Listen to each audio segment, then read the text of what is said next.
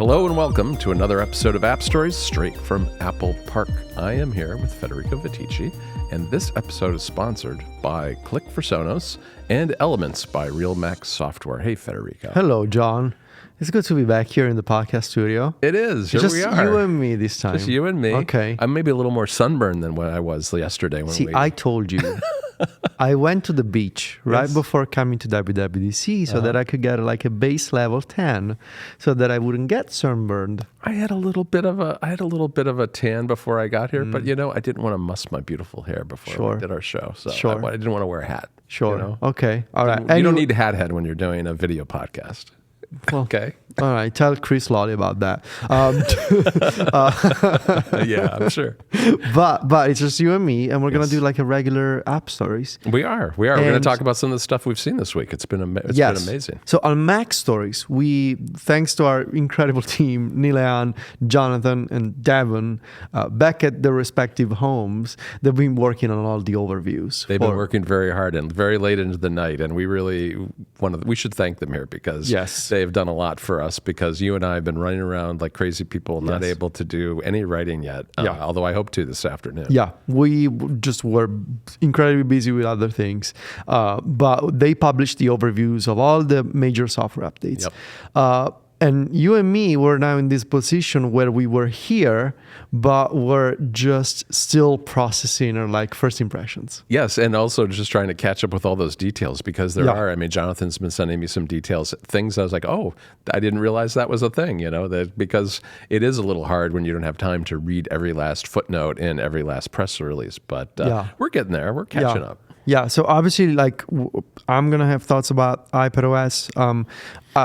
You're going to have thoughts about macOS. I kind of wanted to start with the Vision Pro and VisionOS. All right, that's a good place to start. If anything, because, like, I really am fascinated by the idea of widgets and placing widgets almost as objects in the physical space. It was really interesting to me because in our Discord this morning, I saw Devin had a message, and Devin had tried it last night, and he was unsure of it, I think, at first. He thought, maybe having seen the keynote, he wasn't sure whether he would like to have kind of those widgets embedded in his wall or that kind of thing. But he tried it, and he loved it. So he's a big fan, and he'll be doing our VisionOS review in the fall. So yeah, the idea of that was in the keynote, and that was actually like some third-party apps that have been Sherlocked with that feature. But the idea of like placing a photo on the wall and it almost becomes a window. There were dedicated VisionOS third-party apps. Day one there were, they did exactly that feature, and now you can just put a photo on the wall. And like a clock, for instance, that you could put on a shelf or on I told the wall. You yesterday during the keynote, this is useful because I don't have a clock on my wall. Now I can just have a virtual one. Are you going to go digital or are you going to go analog? You know me, I cannot read analog. All right. clocks. There were a lot of analog clocks that were shown off that looked very nice. I know. I just like numbers. Okay. I hear you. I hear you on that. But this idea of like, you can have some widgets, I don't know, in your living room and some widgets in the office, or like even, you can have some widgets at home and other widgets in a completely different location. Yeah, that's an important factor, I think, that it remembers where things are in space, right? And that goes beyond just sessions. It goes to restarting the Vision Pro, I believe, that if your battery died for some reason and you had to kind of reboot from fresh, those widgets will still be in the same place. And Windows too. I mean, the apps that you have open too. The other thing that I saw, and I was actually watching some videos last night, the new personas look incredible. They really do. They're like much more realistic. Much like the complexion, like the detail in the eyes, the hair. A little more three-dimensional too, I think, too, like more of the side of people and things. Because they've really come a long way since those original ones. Even if you compare like the first version to the latest one. Right. To the point where like I was looking at one of these videos on YouTube, and it was like now that's a pretty good replica of somebody who's not physically there but can be virtually there with you. Are we going to start doing virtual meetings, Federico? I don't know, kind of, maybe. Maybe I'm thinking. We should because when you pass that threshold of like the uncanny valley of somebody who looks like John but is not quite John. Yeah. When you pass that, I think it becomes a lot more. Well, especially the reality. I mean, our reality is you and I, this is our first time together in 2 years. So, you know, I could see some utility for that. You do look better than your persona. Well, thank you. Thank you. Yeah. You do too. No, thank you. Appreciate that. The other sort of big picture topic is sort of shout out to VisionOS for laying the groundwork for liquid glass. Yeah, absolutely. Absolutely. There's a lot of lineage there, I think. And having a call out in the keynote saying like inspired by VisionOS, and obviously like liquid glass takes on different shapes and forms depending on, you know, you're using the Apple Watch or you're using a Mac or you're using an iPhone. But like Apple actually saying it was inspired by the work that we did there. Now it's paying off. You know, you have... Yeah, it really is. And I think, we should talk a little bit about liquid glass because you and I were having dinner last night and talking about it. And it's very interesting because when you think about glass, I mean, we were sitting at dinner and we took one of the water glasses and we were kind of putting it over the menu because you get that sort of effect, some of those kind of effects. That when light refraction. Right, when you're doing different selections in a tab bar or something like that. And on the one hand, when you think about glass, you think glass is not kind of this fluid, liquid type of thing. However, with liquid glass, this new design language, it is. So it's kind of its own thing, but it feels very natural and organic. And then the way that it kind of flows and moves around the touch gestures. And I mentioned this on Comfort Zone, which I'm going to be a guest on Comfort Zone also from the podcast studio. And like I think it's interesting that you have that contrast between something that in the physical world is so rigid and fragile almost. Right. You know, glass is fragile, but in this case, it's like malleable. It's fluid. It's viscous, maybe even. Yeah, because you mentioned how you've seen glass blowers in Venice in Italy before, and that it was like that when they had heated the glass and it had kind of that stretchy quality. Yeah, and it's not something that you typically associate with the physical material, but in this case, I mean, it looks really good, and you know, you got to think like when somebody that is not the typical AppStories listener, you know, somebody in the real world, like the teenager in the real world looks at iOS 26 and says, oh, you know, that looks cool. Yeah. Like that's the new one. Right. And it's the reflections. I mean, I think what it really shows a lot of is the advancement of the chipsets that we're saying, that both the graphics and the CPU, and that there's enough power there and enough excess power that can be brought to bear on those kinds of reflections and animations without also at the same time destroying the battery life. So that's a hard thing to do, and it's taken a while, but I think it looks great. I have to assume that is all has to be like GPU accelerated with Metal 4. With Metal 4, because like that's the sort of thing that, I mean, it's basically like you're doing something video game adjacent almost. It is like ray tracing kind of. Yeah, when you're taking care of all those reflections and refractions, which are two separate things, and you have this element that is fluid and sort of follows your finger at 120 frames per sec. Like that's a lot of like video gamey stuff, but applied to just, I don't know, opening photos, for example. Right. Just selecting an email. Yeah. You know? I mean, no, this email never looked better with liquid glass. Exactly. So, I mean, I really do think that the spatial personas in with the Vision Pro, they look really nice, and I am very keen to try the widgets. Like there's something about the idea of like placing these little objects around you and finding them again. It's compelling. I mean, at least what I'm anticipating is that there'll be a greater sense of permanence, that when you use your Vision Pro, it won't be like you're setting things up all over again, because things will be there, the widgets, the apps and whatnot. And that will, I think, make it a better experience overall, even though it's not, necessarily changing those apps in themselves. Yeah. Let's switch gears. I want to talk about the Apple Watch and WatchOS. Okay. We got a few demos of WatchOS 26.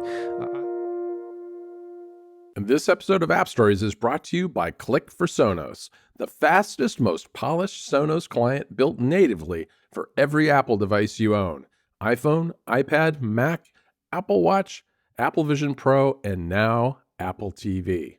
Instant control means no lag, no loading spinners, just seamless playback.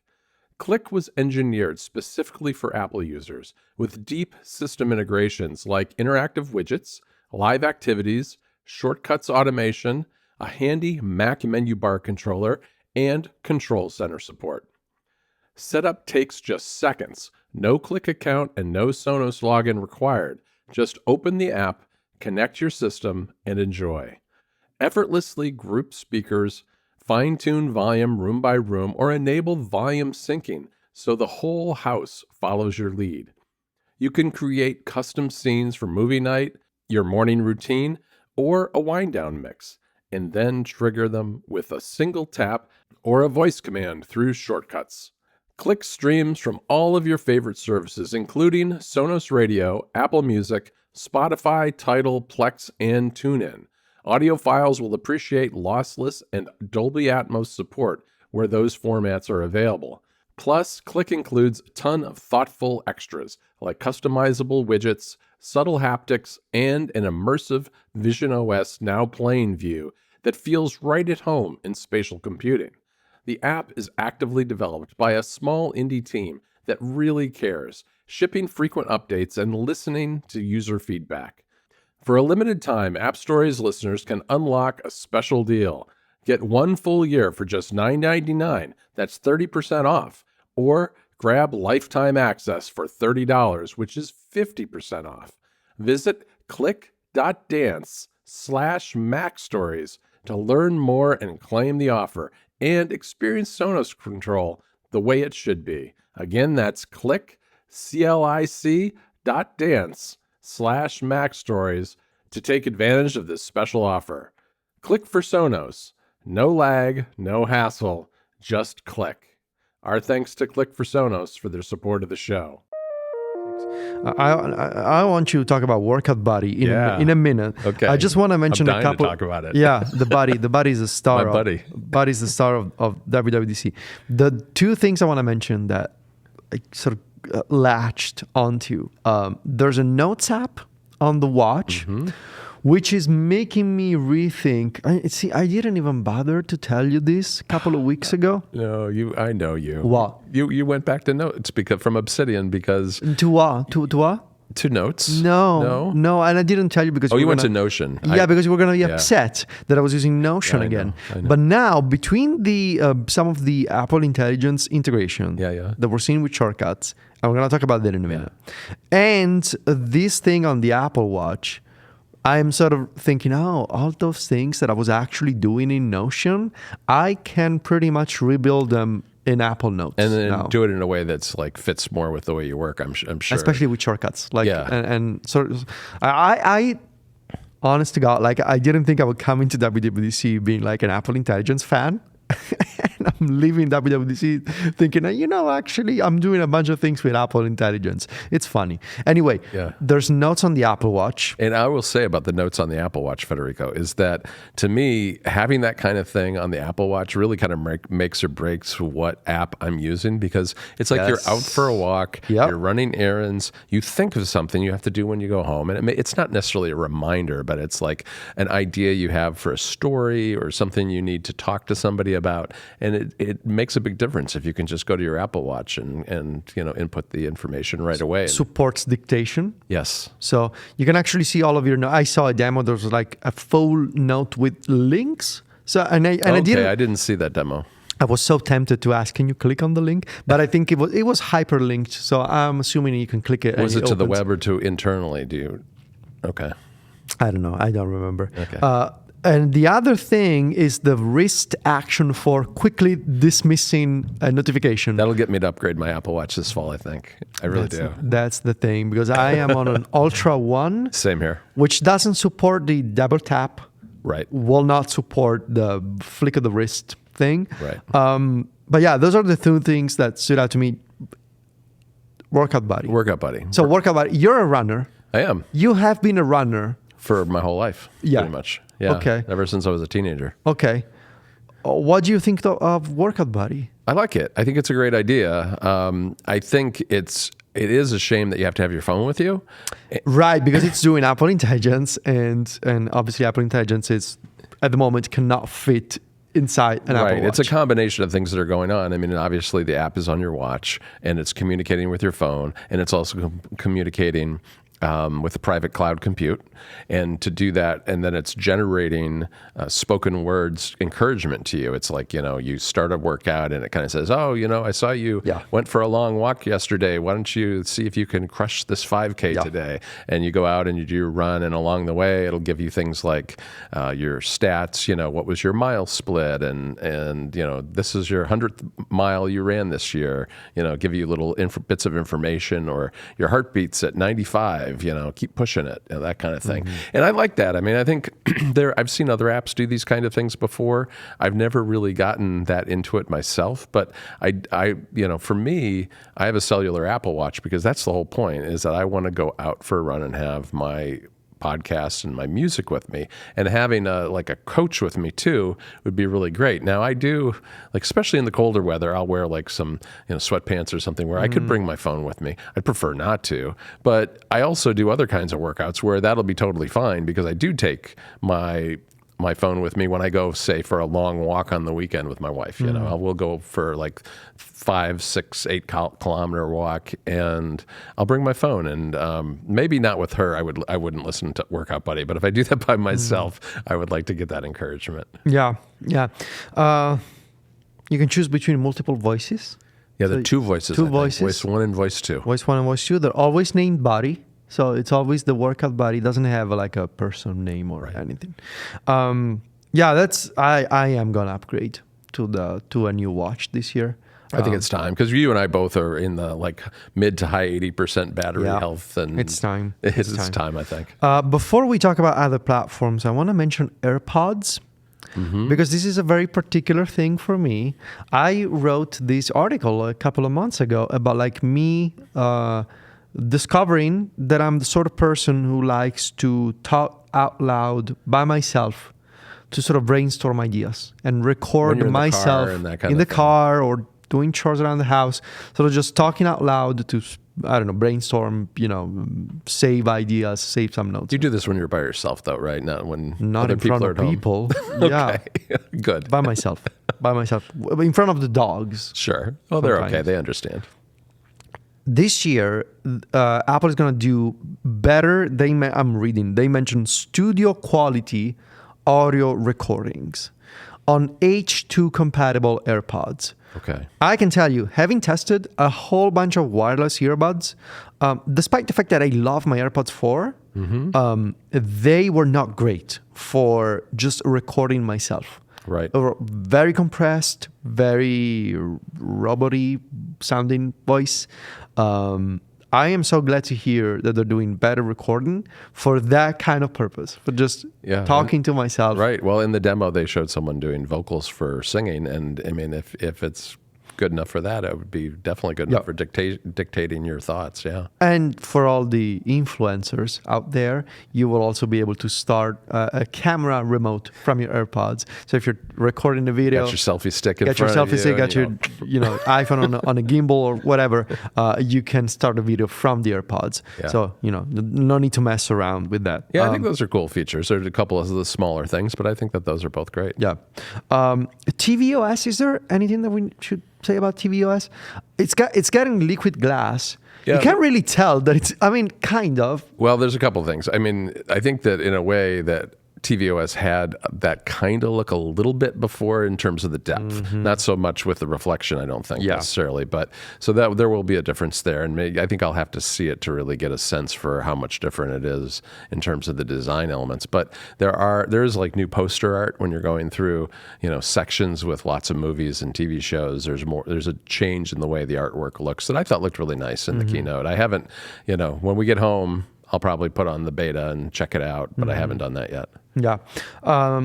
It's also like the consideration is that tvOS is the only Apple platform that doesn't move. Yeah, that's a good point. Right? It's the only static one because you're putting it on a TV. Unless you're Sigmund and you have a crazy setup with the portable Apple TV. But by and large, most people just sits under on their media center and doesn't. It's move. not like a laptop. It's not like a phone. It's not like a watch. It's not Right. like the Vision Pro that is literally on your face. So it's static, and so because of that, I'm guessing like it loses all of that. Like for example, on the phone with iOS 26 and Liquid Glass, you got the 3D effect. You know, when you move your phone, the TV, you're not moving your TV. Right. Well, and the TV is obviously not part of the Apple TV itself, so it's like so they're not control. Yeah. So.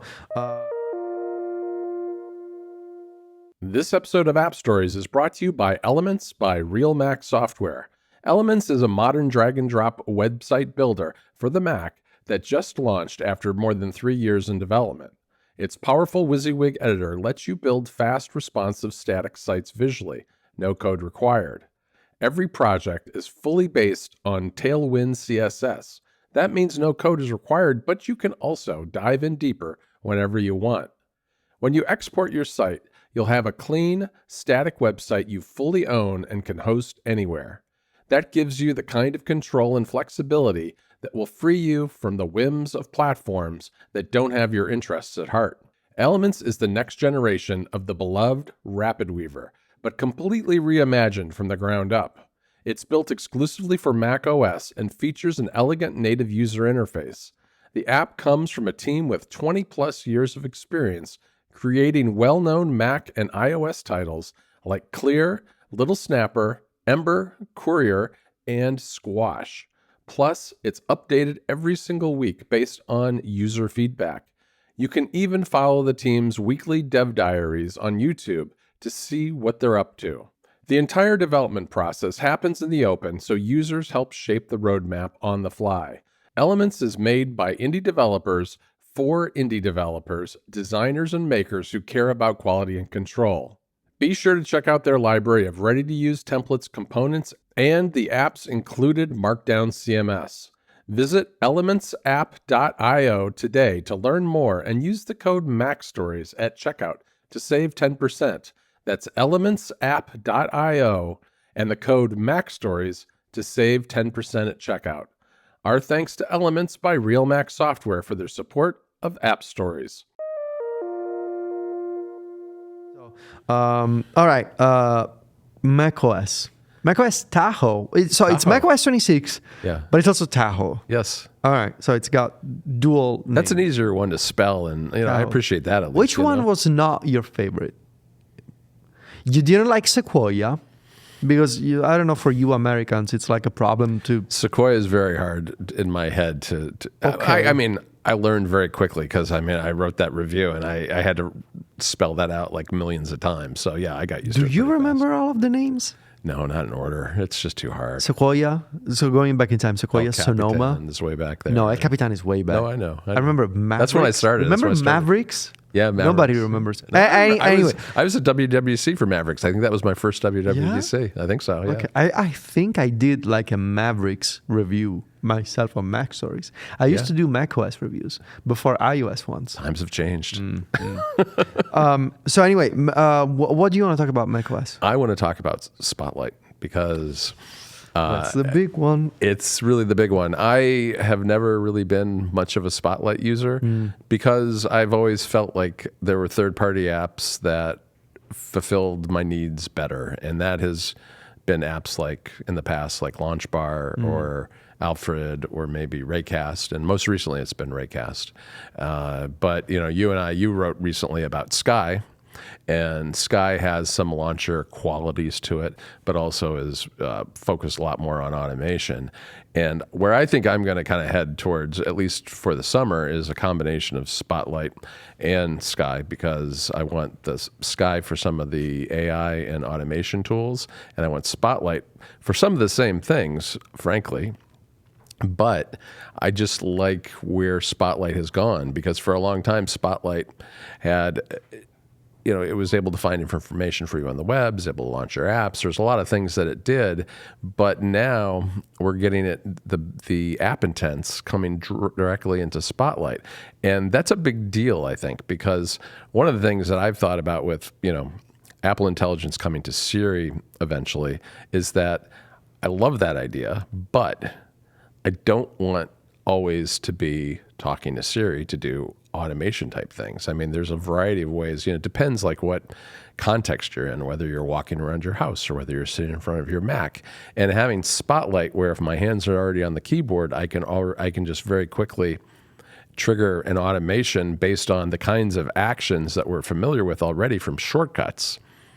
But in the context of Spotlight is, I think, really powerful. I mean, it's a great mixture of automation in a new part of the OS that we haven't had before, and I think I'll be using that a lot. Yeah, and I think if you're a third-party developer, right, it creates this incentive, even more so than before, right? I mean, developers were already incentivized to use app intents as much as possible because it really is the API that keeps on giving. It really has everywhere. For years now. Yeah. For years now. It's in shortcuts, it's in Siri, Control Center, widgets, lock screen widgets.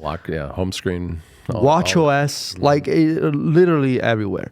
And now I am so fascinated by this idea that you're going to have all possible commands in Spotlight, not by going to a command gallery, like, say, for example, you need to do with Raycast, for example. But all and this is very much like the Apple Intelligence Playbook right now. Apple is basically saying, we're letting, AI features come to your apps that you use.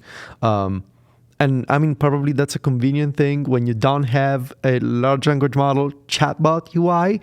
But regardless, they're sort of making the best of the situation. Yeah, and I think there's a lot to it, though, too. I really do. I mean, I've been using a lot of chatbots, and it is kind of a hassle to flip back and forth sometimes. A lot of that stuff you want in context, because there are apps that you and I have used that do have AI in context already, third-party apps, whether it's like Shortwave for email or Zapier for automations, and it is more convenient to have that built into what you're using, and that's kind of the approach that Apple's taking with Spotlight and with other aspects of Apple Intelligence. And with Spotlight, so they're saying, well, you don't need, you can keep using your favorite apps. You're just going to see the same commands that you see in Siri, that you see in shortcuts. You can just fill them out in Spotlight. And so it's the kind of UI that is very reminiscent of Raycast, how you can invoke a shortcut with either the full name or a quick key, which by default is an acronym. And it's automatically applied, but you can but you can customize it. So if you have a shortcut that is called, add new reminder, it's going to be ANR. But if you want to make it faster, just say new reminder. You can customize the quick key to be NR. Yeah. So you can do that, and then you can tab through the parameters that are going to be empty, which are just like the parameters you'd find in a shortcut action, right? Like if you expand a shortcut action and it has various parameters that you can fill out, this will be the same thing, but you'll tab through. Plus, there's some special syntax I know that, I think it's the slash key, maybe. Is that right, Federico? I think it is. Where you can then kind of send it to a particular app. Is that the right? I think that's what we saw, and we also saw a demo.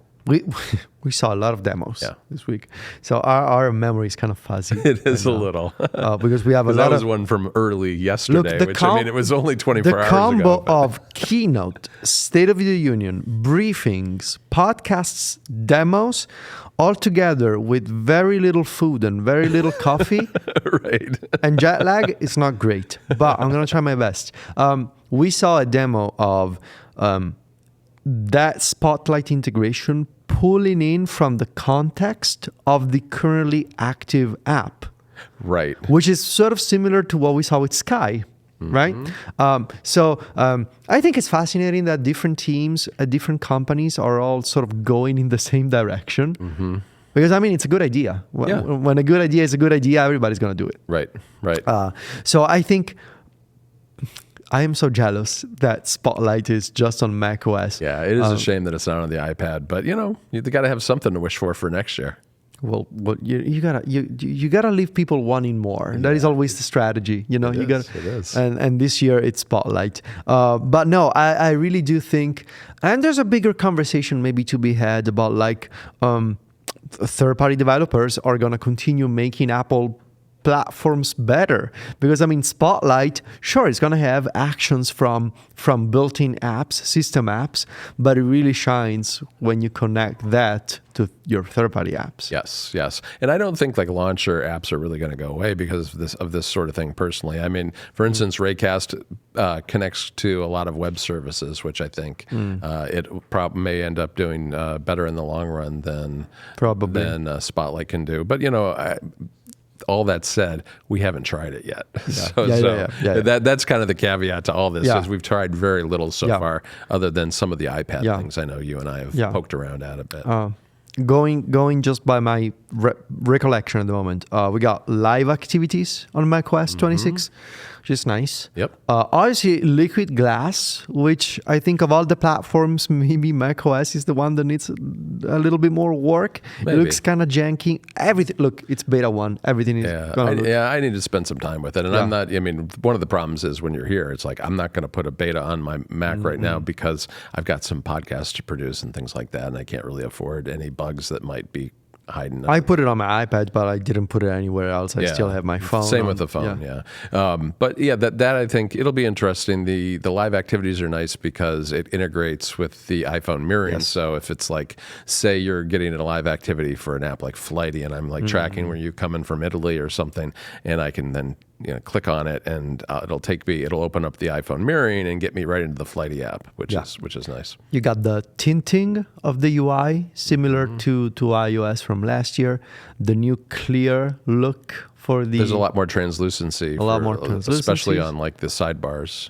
Do you remember anything else? Obviously, there's the menu bar too. The menu bar. Yeah, more customization available there. And the folder customization. So you can make colored folders with icons and symbols, and they're going to sync with iCloud. I like that. I mean, I've never been a person who's really tagged my files and folders in the past, and I have actually started doing that more recently because a lot of times when we're producing a podcast with video now, it's just a lot of files, and I'm trying to keep track of which ones are the ones that I want to use and which ones are kind of like the backups. So I'll sometimes tag them with green, like these are the ones I want to use. But now I can do that sort of thing with the folders, which I think visually will make them stand out even more and be a nice way to kind of separate different kinds of content that you're using for whatever project you have. And obviously, when it comes to macOS specifically, you got to talk about shortcuts and personal automations. Yes, well, I don't think they're even called personal automations. They're just called automations. And so this has been one that I've wanted for a very long time, because what it'll allow you to do is, and there have been a lot of third parties who have filled this gap. However, it'll allow you to run a shortcut on a schedule on a Mac, which makes a lot of sense, especially for desktop Macs, which a lot of people will have a desktop Mac that's on all day while they're working, or even 24 hours a day. And you'll be able to do it on a timer like that. You'll be able to do it, for instance, if you connect a display. So maybe I have my Mac normally connected to my studio display, but I plug in my iPad Pro, and I want a different setup for that. I can use a shortcut to kind of customize that. All those kinds of automations, I think, are going to be really powerful on the Mac. And it even kind of Sherlocks some third-party apps, like, for example, Hazel, right? The thing right there. I hadn't thought. Yeah, you're right. We should mention that, because the files and folder stuff is really great. You can run a shortcut when a new file drops in a folder. So like those, going all the way back to folder actions from macOS to more recent stuff like Hazel, for example. But now you can just do that with shortcuts. Yeah, and that's the kind of thing that I really value, because a lot of times I'll be post-processing audio or something, and it takes a while. It might take 15, 20 minutes. And instead of having to kind of keep an eye on the app and see where the progress bar is, I can just set up a shortcut to do something as simple as sending me an alert when that file hits a particular folder. Or I could, if the next app in the tool chain supports shortcuts, send it directly there and automate the process of starting it. So I'm not kind of in that position where it's like I got deep into something else. I totally forgot that I was processing this audio. Half hour passes, and now I could have been completely done with the processing, but I have to move on to the next stage. So I think that's going to be really good for a lot of workflows. Yeah. we should move on to iOS and iPadOS and also mention Apple Intelligence. And I mean, I'm just, rip the Band-Aid off, which is not really a Band-Aid. Like, I'm so happy. Oh, I know you are. Yeah. I know. Like, everything that I've seen on iPadOS, I got it on my big iPad Pro. And we've asked a lot of questions, and all the answers I think we're pretty happy with. There have been a lot of great changes, big and small. Yeah, and there's going to be more from me on iPadOS in the near future. Got a lot of stuff to cover coming out soon. But what's your favorite? It's hard to pick. My favorite. Look, my favorite is actually the story behind, like the fact that they did this. Like the narrative is my favorite. Like sure, all the features combined, but it's the recognition of. We understand that the iPad is They actually said in the keynote, what was it? It's a more our most flexible and portable device. And it's a really hard balancing act, right? Because there are people who really want, and there are certain models of iPad that maybe lend themselves to this more than others, where you just want the full screen app because you're watching video, you're reading a book, whatever you're doing. But then there's like the iPad Pro where you're really using it a lot more like a laptop Mac replacement.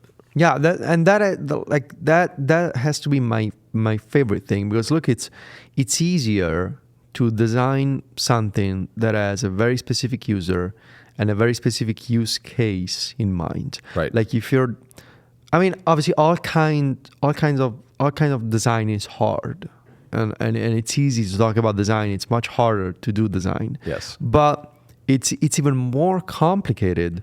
I guess what I'm trying to say is when something can be used by a child or a grandparent, but at the same time can also be used by a YouTuber or a podcaster, or like when you have this incredible spectrum of users and different activities and different requirements, how do you design for not just one point of the spectrum, but the entirety? All of them. Right. All of them. Not just one end or the other, or everything in between. And you're right. I mean, some of the things you do with an iPad are incredibly simple. You tap play and you watch a video.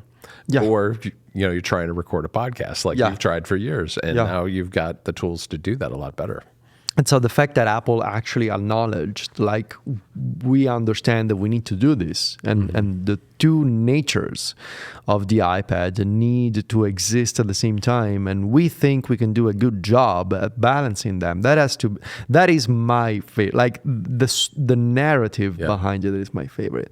But like obviously, like, having unlimited windows, freely resizable windows, place them anywhere. The pod they specifically called out, for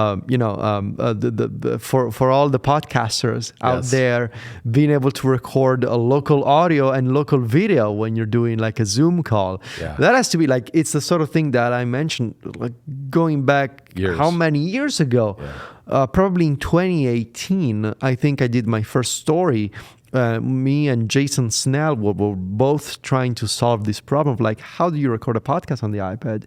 And it involved all of this equipment and cables and USB modes. Right. And now you can just do it from Control Center. Yeah, exactly. And that's like really interesting to me, is that like, you did solve the problem, but you solved it with external hardware. But at what cost? Literally, at what cost? Yes, expensive hardware that was outboard and doing the recording separately from the iPad itself. And now all of that is happening internally. And all it really is a tap of a button in the control center. It's a toggle, a control center that says local capture. Right. And it seems like third-party apps can control, like Apple is going to have a default for like HEVC video, and it's going to be audio and video together. But then I think also third-party apps can control like the file format. The file format, what quality, the audio track, and all of that stuff. So that's cool. And then, of course, I mean, the new design, I think it looks interesting. I'll have to see how it sort of evolves over time.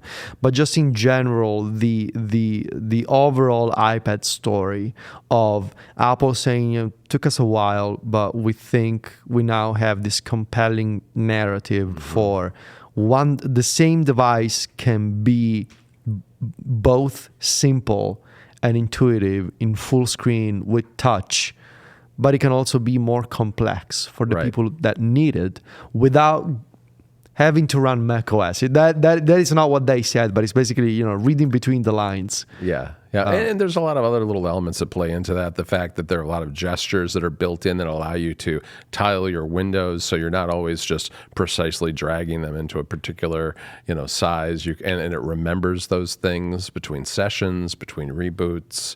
Then there's the whole menuing system at the top, which is just going to kind of come for free for developers who had already implemented the keyboard shortcuts and system that was existing already. But I think we ought to shout out the Files app, because to me, Files app is a really big deal, because coming from the Mac predominantly myself, one of the things that always felt like a huge point of friction for me was the lack of ways to sort my files. There are always a few categories, but now the list is much longer in terms of creation date, modification date, size, file type. There's quite a few of them now. Yeah, it's really nice to see more stuff in files, and hopefully it's more reliable. And you can put folders in your dock too, which is good if your drag and drop items out of the folder in the dock. I got one for you. Did you know that we've seen it demoed that when you tap on a folder in the dock, it fans out kind of like the old style in the Mac, but you can also do a grid. Did you know that was an option? No. I learned that today from Dan Morin while we were sitting outside at the visitor center just before this. Interesting. Yeah, Dan showed it to me. What do you want to talk about on iOS? I mean, beyond liquid glass, obviously the new design. Obviously the new design was the star of the show. Yeah, it really was. Which and this is gonna be one of those polarizing things this summer. It probably will be. I mean, I think because the way things look is one of those things where you run into the friction of people not wanting change. I like it. I mean, I think it's a good direction. I like on the iPhone. I love that you can take a photo, whether you took it in spatial or not, and make it spatial. We've seen that. You and I have seen that on a lock screen. We've seen it in the Photos app. It looks really good. You just need to have a photo that has enough of a definition around the subject compared to the background. You need to have a good photo. Yeah, you have to have a good photo. You have to have a good, sharp photo. But I think that'll be really, really good. I do like how the lock screen, how the clock kind of changes depending on the photo you put on there. For instance, it'll get taller or shorter and kind of nestle behind it. I also am a big fan of the way the play controls kind of disappear into the bottom when you're playing in the music app. Yeah, those are all good. Yeah, I think there's obviously going to be a lot of iteration on design this summer. If only because this is typically what Apple does. They go for the most extreme version of anything in the first redesign, and then just kind of. But that's what feedback is for, right? That's why we're doing this beta process in the summer. And to be clear, I don't have this on my phone yet, so I don't really have I've held a phone and seen it in action in a limited way. I don't have a totally clear opinion about the design on the iPhone yet because I haven't lived it enough. Yeah, me neither. But there's other features in iOS beyond the redesign. The phone stuff. I'm not a phone person, but I really appreciate the phone features because they'll all be in one place, kind of. The reality is that we're not phone people anymore, but the world is forcing us to be in many ways. True. Especially with these spam calls that we're getting. And it's a problem everywhere, right? Oh, I get 3 or 4 a day. Yeah, same. It's a problem everywhere. In every region, there's robocalls just happening everywhere. And what I think is interesting is that iOS is going to basically have a little agent that talks on the phone for you, and you will be able to see the transcript and you will be able to type out a response, or you can just let the thing go off on its own for several minutes.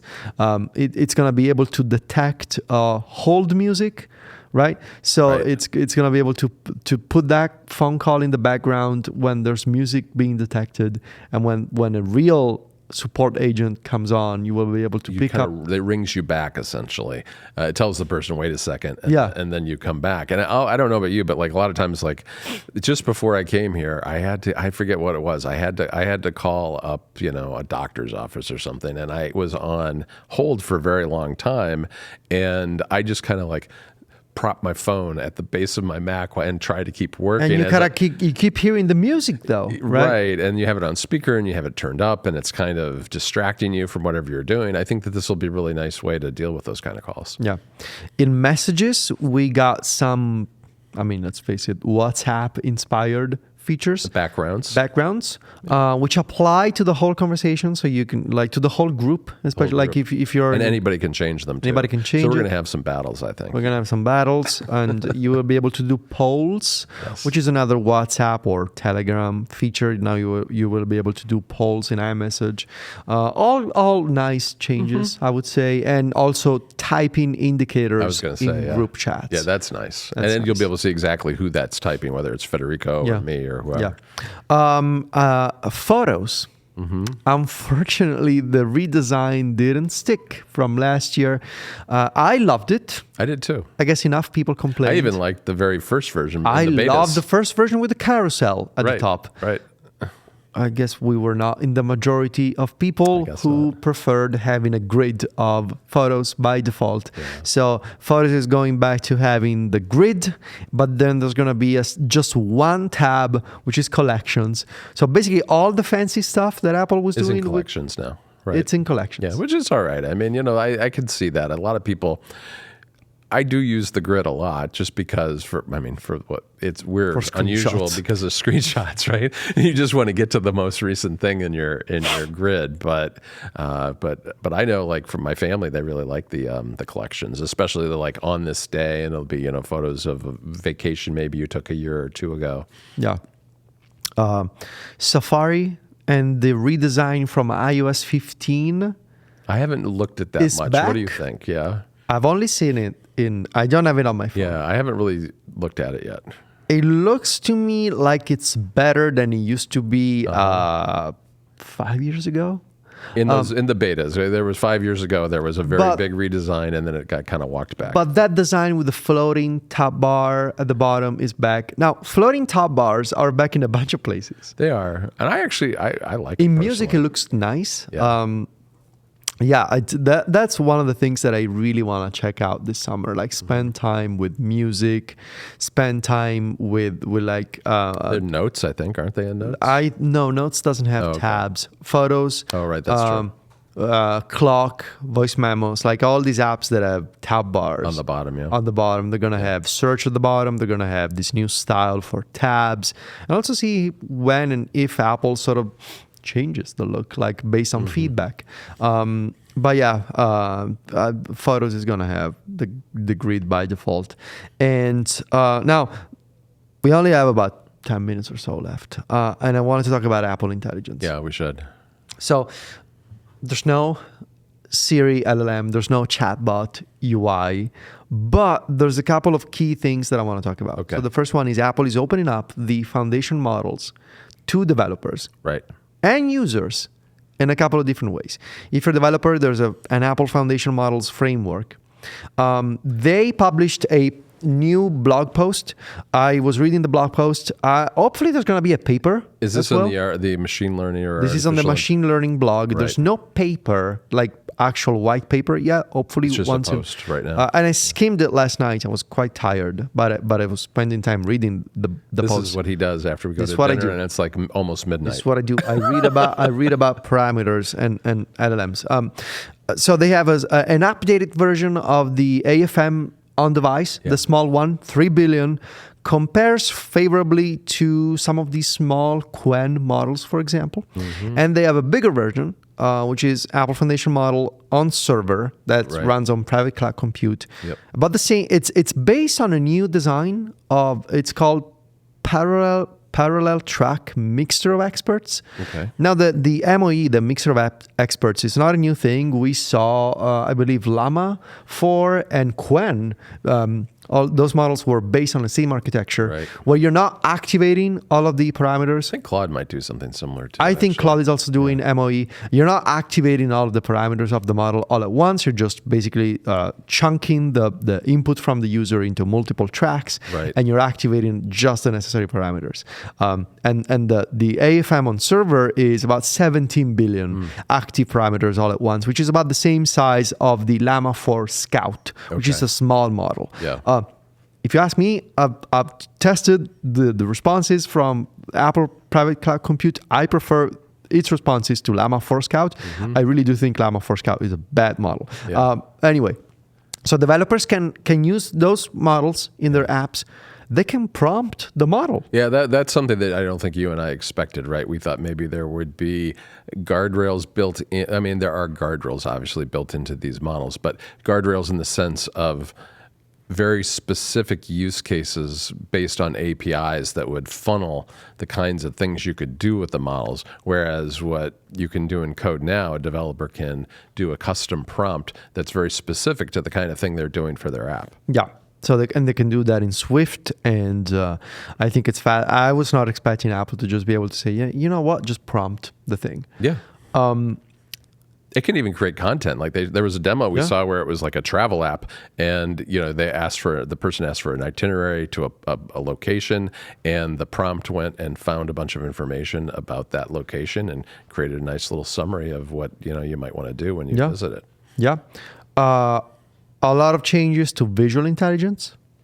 So you're going to be able to take a screenshot of anything. And if you want, you will be able to use visual intelligence for anything on screen, essentially. Instead of just using the camera, you can just take a screenshot, select the whole page, and then ask ChatGPT or something, for example. Or you can highlight something on your screen, and you can either use Google search or compatible image search endpoints from any of your installed apps that support this feature. Right. So they showed Etsy, for example, having that integration. Yeah, you just kind of scrub it on image and find something on Etsy similar. Developers will be able to have Swift Assist. Finally, after a year, it's back, and they will be able to choose any model they want. Yes. So by default, you're going to have ChatGPT in Xcode for code completion and basically cursor level stuff. But I saw that there's a preference window where you can actually put in any API endpoint and your own API Didn't we key. see LM Studio even, which would mean We you saw could do support for LM Studio if you models. have on-device local models, or just put in your Anthropic API key and use Claude 4 Opus in Xcode. Which is a very good coding model. Very good model. Here's a really geeky developer thing I want to mention before we go, is that there is a new API for speech to text for doing transcription. Yes, I actually saved it in my notes. Big shout out to the it's a collaborative effort, I think, from the Notes team, from FaceTime. Like it's like a cross team effort at Apple, and they have this technology. It's called Speech Analyzer. Where basically it's doing I always get tripped up. It's speech to text. Yeah, speech to text, not the other way. So it's similar in a way to the open source model Whisper.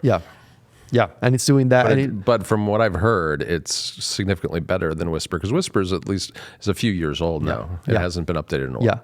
Yeah, but to sort of wrap things up with Apple Intelligence and the show, I wanted to call out Apple Intelligence in Shortcuts. Yes. Which has to be my favorite geeky announcement. In Shortcuts, you actually have this new action called Use Model. And Use Model lets you choose between three things.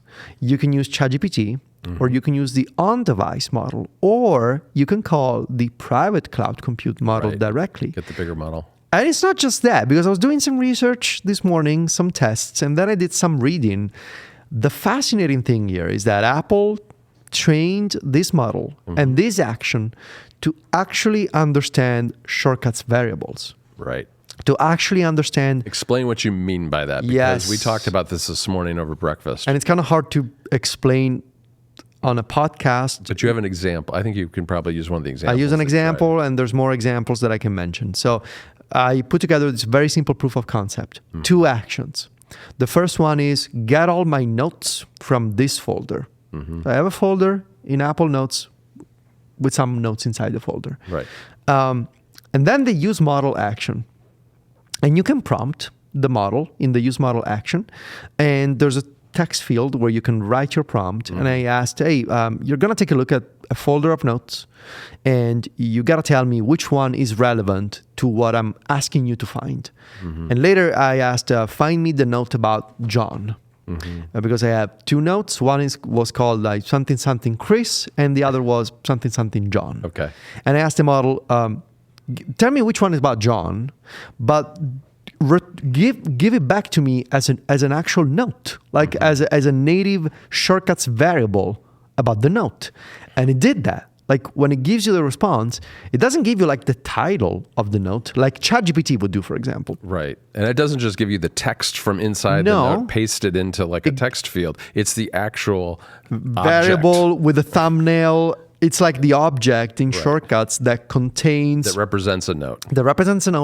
That contains additional variables inside, like, what's the title? What's the body text? And what's the formatting and all the things that go into a note, And I was doing more reading about this, and it appears that notes is just one of the many types that are supported. For example, there's a native understanding of calendar events, reminders, Safari web pages, even things like the model knows if it's inside a repeat loop, it's going to create lists. Lists and dictionaries too, right? Dictionaries. Right.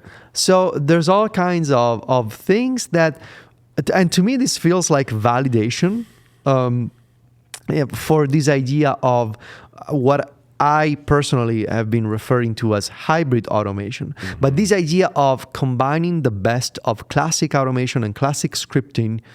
That's very deterministic. Very deterministic. You run something from top to bottom. And there's going to be a logical flow, and it's going to follow that flow. But what if you mix in the middle of it a large language model, which is by nature non-deterministic? Right. It's going to give you responses, and every time they're going to be different. But what if you combine the two for natural language understanding and deterministic output? And this is exactly what Apple is doing now. And I couldn't be happier because it opens the door for so many more possibilities in shortcuts, right? And I think it's going to be exciting. Yeah, I think it's going to be really, really exciting. Federico, I think that's it. I think that's the show right there. We covered everything. We got everything. Wow, that's a lot. Well, shout out to the compared to the last time I was here, the improved coffee situation. Oh, you think the coffee's the espresso is much better. Oh, all right. It was good coffee. I had a great coffee this morning too. I had an Americano myself. Because I'm an Americano. I'm from here. And obviously, thanks to Apple for letting us do this thing. Yeah. It's been a lot of fun, and there's a lot of work that goes on behind the scenes. So there's a lot of people. There are people here with us. If you can't see behind, it's a whole operation that they got going on. It is, and thanks to our sponsors. Click for Sonos and Elements by Real Mac Software for supporting our coverage of WWDC and doing these podcasts. So it's big thanks to them, and we'll be back in another week with kind of more of a regular show. We won't have all these our respective countries. No big mural behind us, but it'll still be good. All right. Talk to you later, Federico. Ciao, John.